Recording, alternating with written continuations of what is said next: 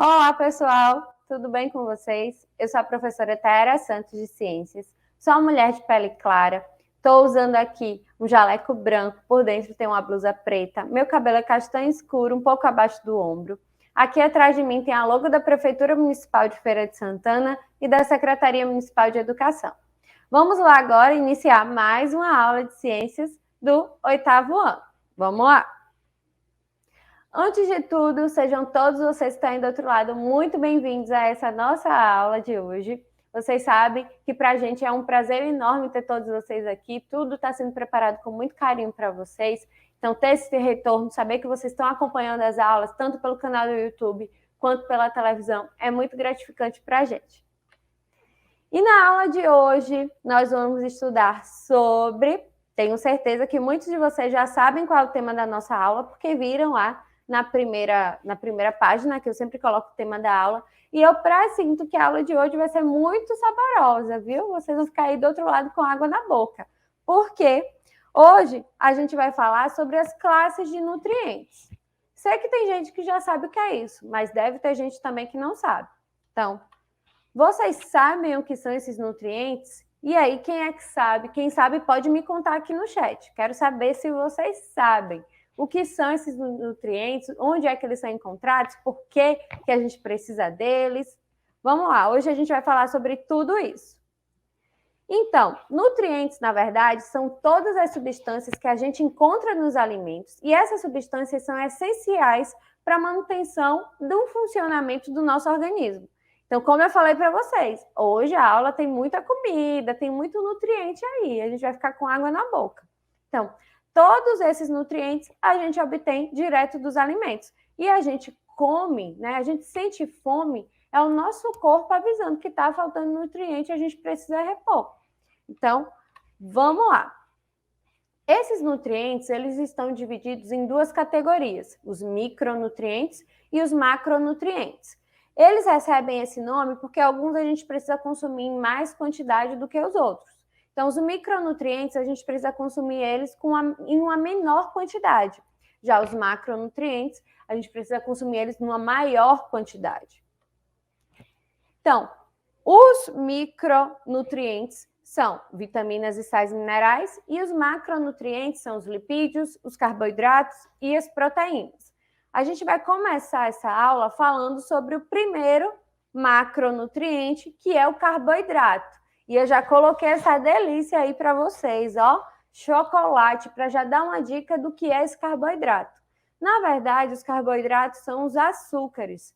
E eles são substâncias encontradas principalmente em alimentos de origem vegetal.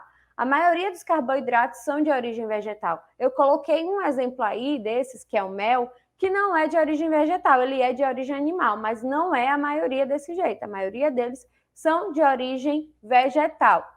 Então, esses carboidratos, eles fornecem a maior parte da energia que a gente precisa para se manter ativo e continuar executando as atividades do nosso dia a dia. E eles são muito importantes, principalmente para o cérebro. O cérebro, ele precisa desses carboidratos para ele continuar ali ativo. Então, qual é a função dos carboidratos? Eles são fonte de energia para o nosso corpo. A gente só tem essa fonte de energia? Não, a gente tem uma outra fonte de energia que eu vou falar daqui a pouco. Mas eles eles constituem a maior fonte de energia que a gente tem. E esses carboidratos têm esse nome justamente pela composição deles. Eles são compostos por carbono, hidrogênio e oxigênio. E aqui eu coloquei alguns exemplos, mas a gente vai ver outros também. Os carboidratos, eles podem ser classificados em 3 categorias. Os monossacarídeos, que são carboidratos que não se polimerizam, e é justamente por isso que eles não conseguem sofrer hidrólise. O que é hidrólise? É como se eles se quebrassem na presença de água. No caso dos monossacarídeos, eles não se quebram, né? Eles não conseguem sofrer essa hidrólise, eles não se quebram na presença de água. E esses monossacarídeos, eles possuem, no geral, entre 3 e 7 átomos de carbono na sua composição. Lembra que a composição deles é carbono, hidrogênio e oxigênio? Então, no caso dos monossacarídeos, eles têm entre 3 e 7 carbonos nessa composição. Monossacarídeos são carboidratos simples, são menores. E quais são os exemplos de monossacarídeos que a gente tem? A glicose, que vocês já devem ter ouvido falar, né, que está presente no açúcar que a gente come no nosso dia a dia. A frutose, que é o açúcar presente nas frutas. A galactose, que é o açúcar que está presente no leite. E a ribose, que compõe aí uma coisa que a gente já estudou, que é o nosso DNA. O nosso DNA ele tem ribose, o RNA também tem ribose na sua composição. E a ribose é um açúcar. Então, vamos agora falar sobre o segundo grupo de carboidratos, que são os disacarídeos.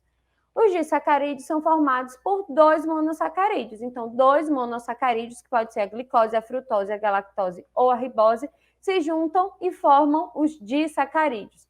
Ficou fácil, né? O nome di quer dizer 2, então 2 monossacarídeos. E quais são os exemplos de disacarídeos que a gente tem? A maltose, que é a junção de 2 glicoses se juntam e formam a maltose. A gente tem também a sacarose, que é o açúcar da cana-de-açúcar, né? A sacarose é aquele açúcar da cana-de-açúcar, e ele é a junção da glicose mais a frutose, né? A frutose é o açúcar da fruta, então a cana-de-açúcar é a fruta, juntou com a glicose, formou a sacarose. E um outro açúcar que também é do tipo disacarídeo é a lactose, que inclusive muita gente tem intolerância a ela, inclusive eu. A gente tem intolerância e passa mal quando a gente consome ela. E o que é essa lactose? Ela é o açúcar que está presente no leite. E ela é formada pela glicose mais a galactose. E o último grupo de carboidratos são os polissacarídeos. Poli quer dizer muitos. Então, os polissacarídeos são muitos monossacarídeos que se juntaram. Então, eles são formados por centenas de monossacarídeos. E os principais polissacarídeos que a gente conhece são amido, que está presente ali na batata, está presente também em qualquer tipo de batata, tanto a batata doce quanto a batatinha inglesa. No aipim também tem amido. Tem o glicogênio e tem também a celulose. O glicogênio a gente encontra em muitos animais. A gente tem glicogênio ali nos nossos músculos. E a celulose é encontrada nas plantas, nos vegetais de uma forma geral. Agora a gente vai falar sobre o segundo grupo de macronutrientes, né, que são os nutrientes que a gente tem que consumir numa maior quantidade. E agora a gente vai falar sobre os lipídios. Os lipídios, eles são chamados de uma forma geral de gorduras. Eles são moléculas orgânicas que são geradas a partir da associação de ácidos graxos e álcool. Então, a composição química deles é ácido graxo mais álcool. Esses compostos, eles são formados essencialmente por átomos de hidrogênio, carbono e oxigênio. Mas além desses 3 tipos de átomos, eles podem também ter fósforo, nitrogênio e enxofre.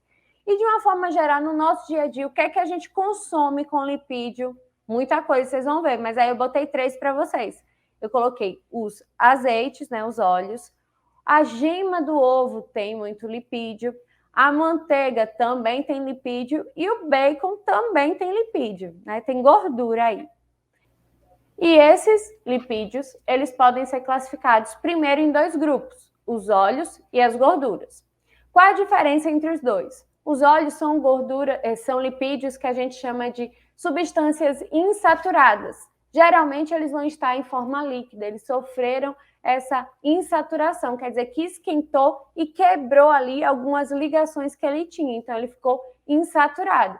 E os principais exemplos são o azeite e o óleo de girassol. Tem muitos outros, né? Todo óleo que a gente vê é uma gordura, é um lipídio insaturado.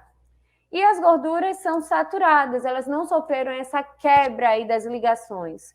E, como exemplo, a gente tem a manteiga e a margarina. Agora, esses lipídios também podem ser classificados em origem animal e origem vegetal.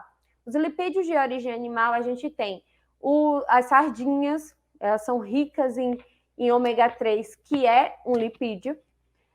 A gente também tem a manteiga, que é de origem animal, né, produzida a partir do leite. A gente tem o ovo, a gente tem o bacon. Então, todos esses aí são de origem animal.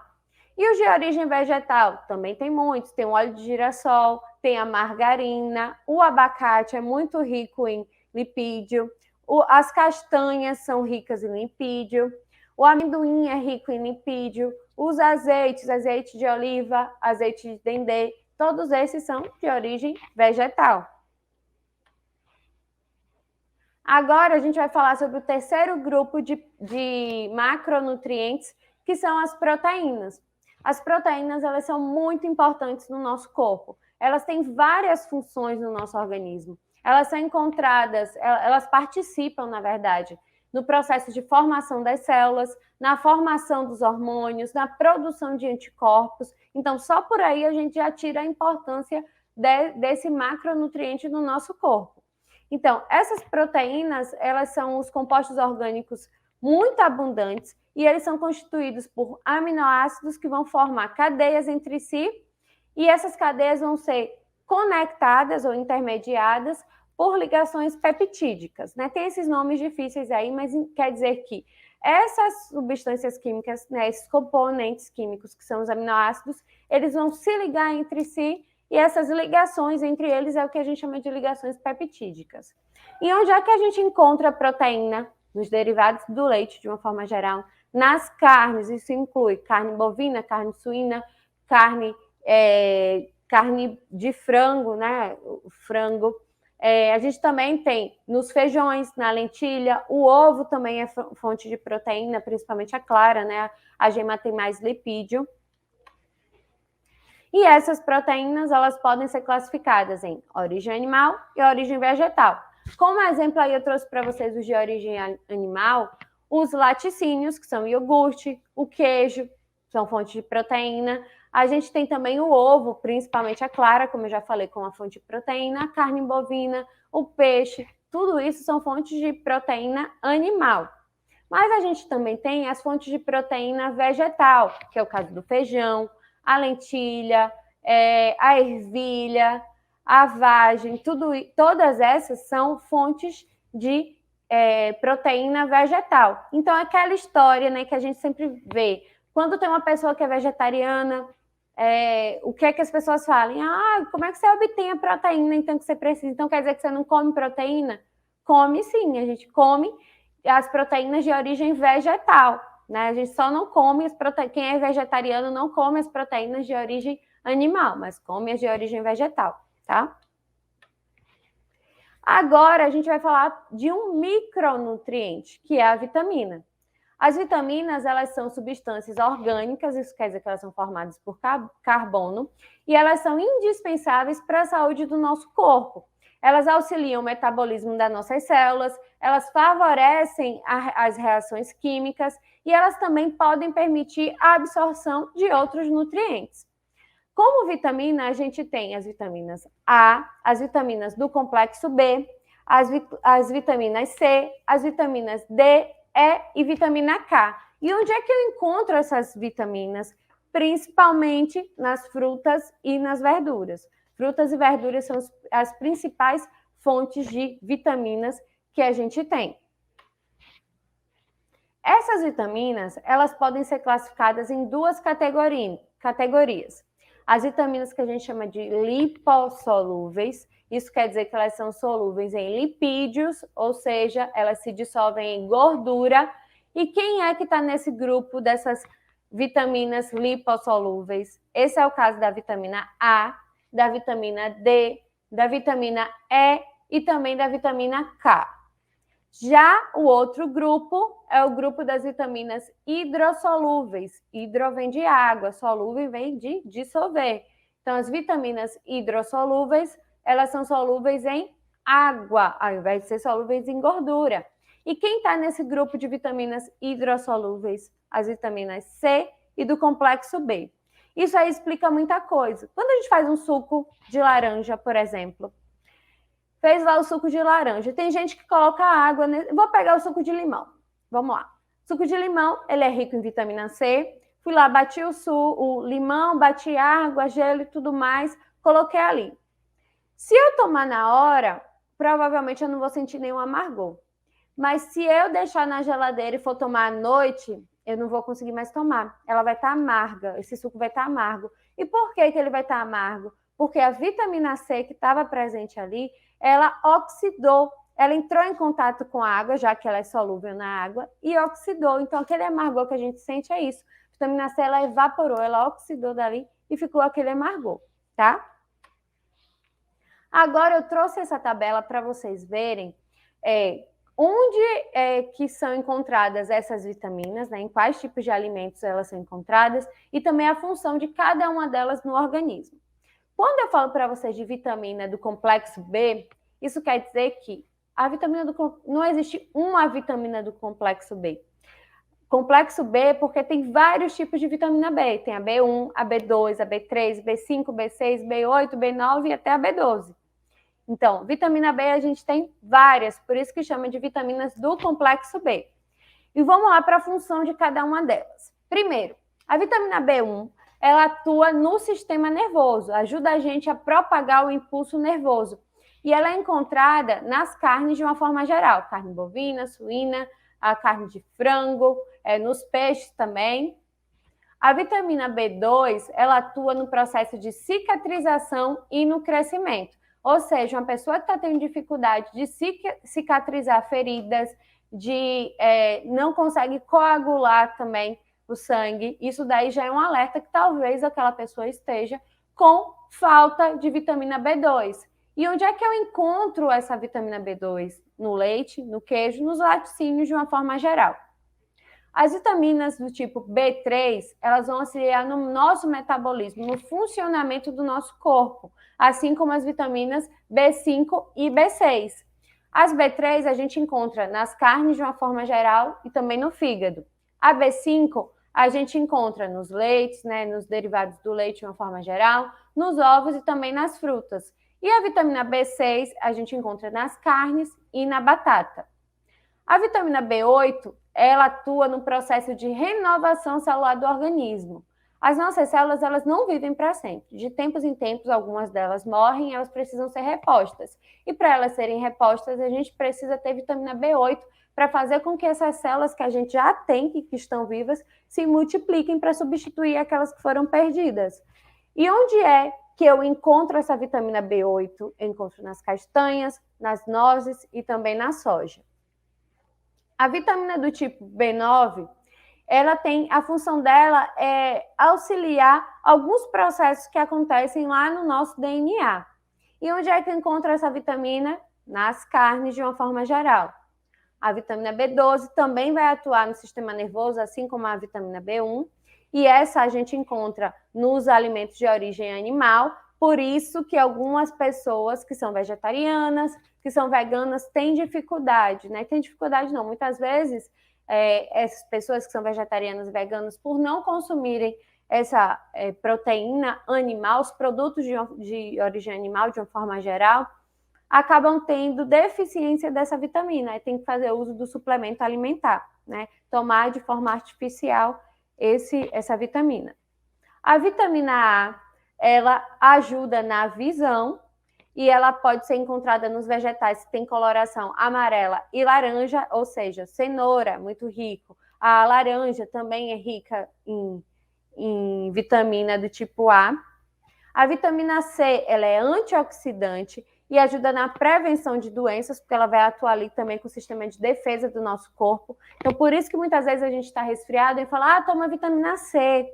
Só que, na verdade, se você já está resfriado e toma vitamina C, não vai adiantar muito. Agora, se você viu que você está com deficiência de vitamina C e você toma essa vitamina C para não ficar gripado, aí funciona, porque a vitamina C, ela ajuda na produção de anticorpos, né? No nosso organismo, nas células de defesa do nosso organismo.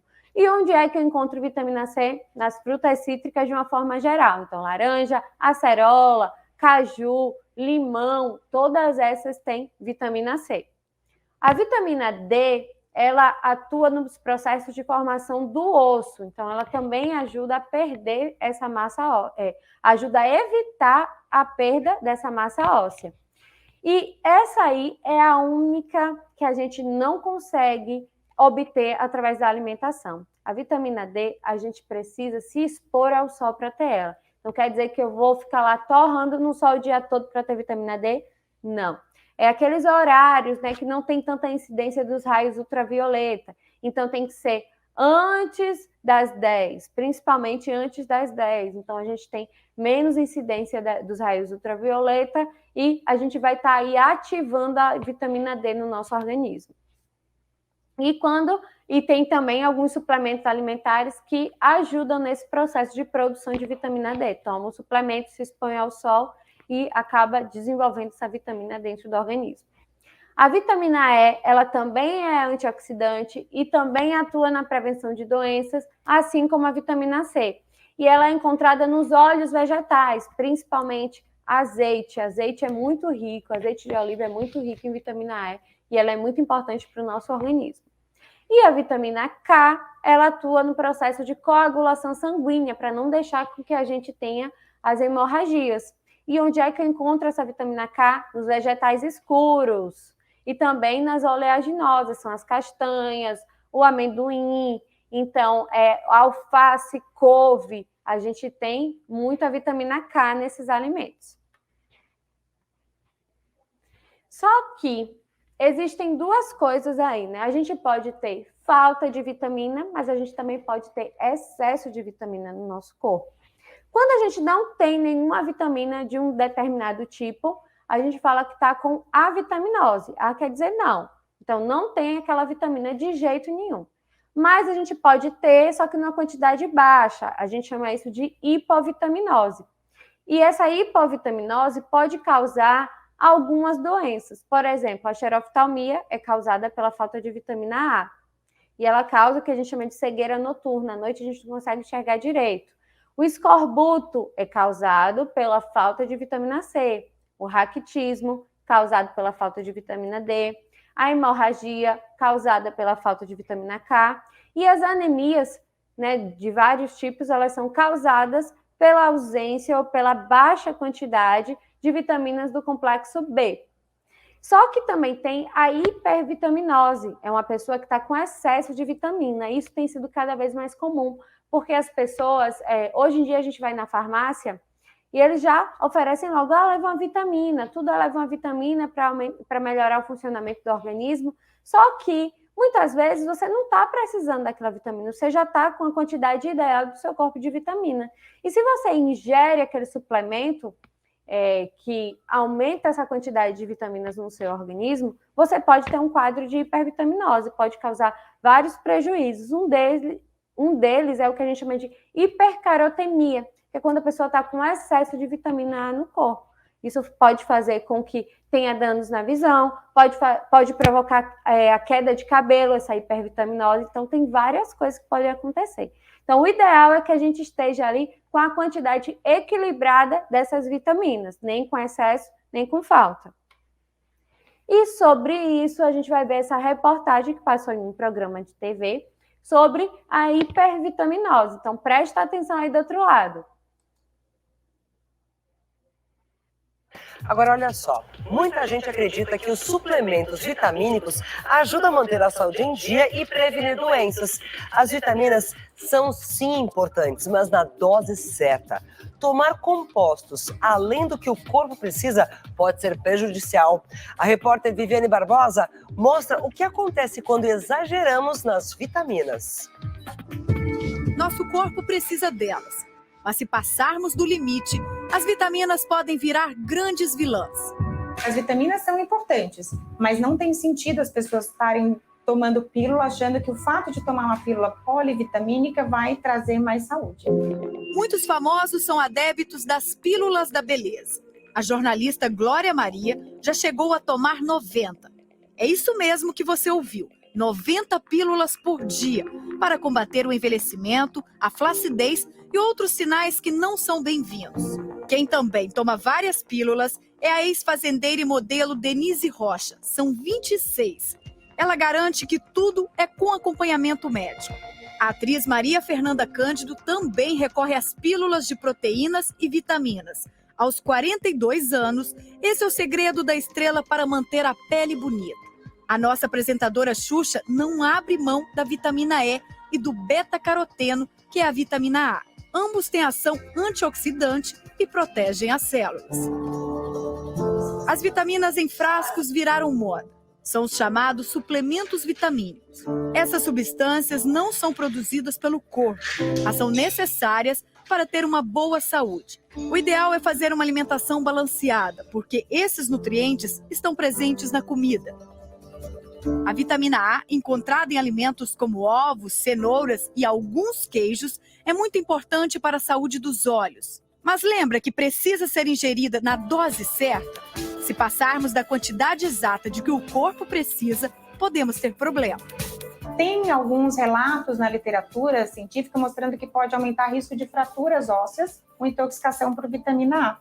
E também, por exemplo, gestantes no início da gestação, nas primeiras 12 semanas, podem até ter abortamento espontâneo por intoxicação de vitamina A e malformações também. A vitamina C, que está presente principalmente em frutas como acerola, laranja, limão, morango e kiwi, é uma das mais consumidas.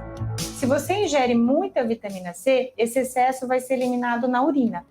E a vitamina C aumenta a excreção de uma substância que chama oxalato pela urina, e isso predispõe à formação de cálculos renais, quer dizer, de pedrinhas nos rins.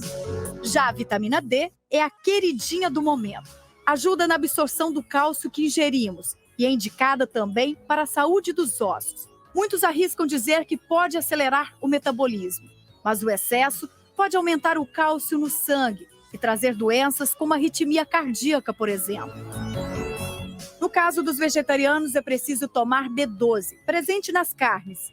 É importante para o funcionamento adequado dos neurônios e dos nervos. A deficiência dessa vitamina pode ter a sensação de formigamento nas mãos ou nos pés. Você já ouviu falar que quanto mais colorido o prato, mais saudável é? E a frase é realmente verdadeira. Mas também sabemos que, na prática, nem sempre conseguimos planejar as refeições. Muitas vezes, na correria, comemos lanche ao invés de almoçar e jantamos pizza por preguiça de cozinhar. E aí sempre falta alguma vitamina. Quando a pessoa não tem uma alimentação adequada, então às vezes é necessário fazer uma reposição vitamínica. Porque a falta da vitamina vai causar algumas doenças. Sempre a gente vai recomendar uma dieta saudável, uma dieta balanceada, onde existem, os vegetais e as frutas, que são a principal fonte das vitaminas. Jéssica pesava 97 quilos, emagreceu quase 30. Por causa da dieta restrita, ela precisa fazer uso de algumas vitaminas em cápsulas para evitar a falta de nutrientes no organismo. O meu intuito nunca foi tomar vitaminas para cabelo, unha ou pele, enfim, mas eu acho que acabou meio que contribuindo para tudo, assim, até para um bem-estar, para se sentir melhor. A jovem de 27 anos conta que já tomou multivitamínico, um concentrado de nutrientes em uma única cápsula, mas ela não se sentiu bem. Tudo indica que tem rejeição a alguma vitamina. Eu comecei a sentir que estava me causando muita dor de cabeça. Muita dor de cabeça. Deu até precisar parar no hospital uma vez. Ela faz acompanhamento com nutricionista e não abre mão dos suplementos, que são muitos, mas garante que o investimento vale a pena. Na verdade, da mesma forma que você se cuidar sai muito caro, você se descuidar também sai. Então, acho que é uma questão de escolha. Eu julgo como sendo um gasto benéfico, assim, tá? Eu nunca tomei por conta própria, ou que vinha da minha cabeça, ou a quantidade que eu achava, não. Sempre foi tudo muito dosadinho.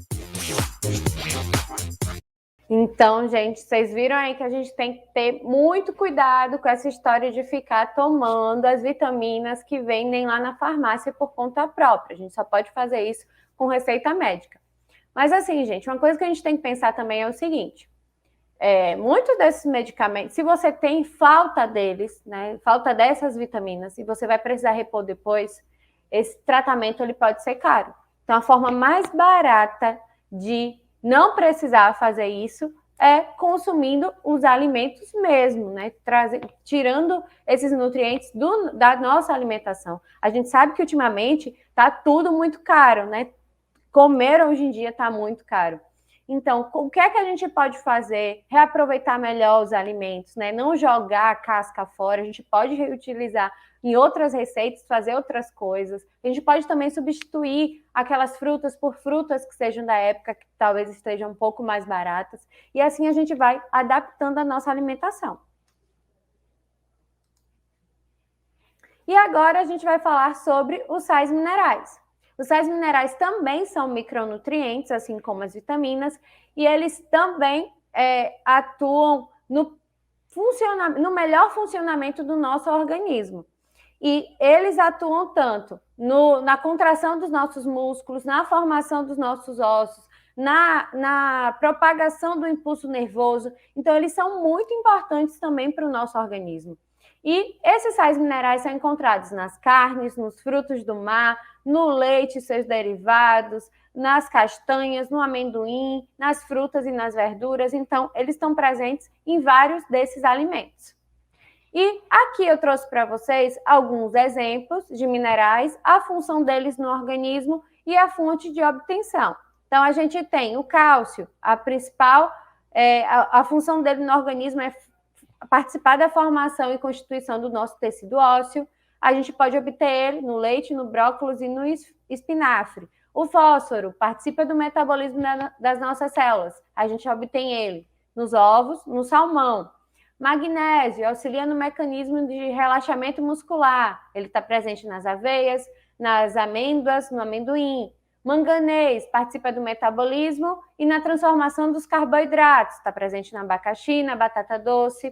A gente também tem o zinco, que participa do processo de produção de proteínas. Está presente na carne de porco, no iogurte e nas frutas. O potássio atua no mecanismo de contração muscular e está presente na banana, no tomate e na laranja. E a gente tem o sódio, que regula a quantidade de líquidos dentro do nosso organismo. Ele está presente nos embutidos, como o salsicha e presunto, e também na cenoura. Agora, eu vou deixar essa atividade para vocês. Hoje eu não vou dar spoiler. Para vocês acessarem ela, é só apontar a câmera para esse QR Code que está aparecendo, ou então clicar no link que vai estar na descrição do vídeo. Espero que vocês tenham curtido a aula de hoje. E por hoje a gente vai ficar por aqui. Vocês vão continuar com os professores de vocês, com os colegas de vocês na escola de vocês. Então aproveitem esse momento para tirar as dúvidas, façam as atividades, se cuidem. Eu vou ficar aqui com saudade de vocês, mas a gente já tem encontro marcado na nossa próxima aula. Então, gente, aguardo vocês e até a próxima aula. Tchau, tchau!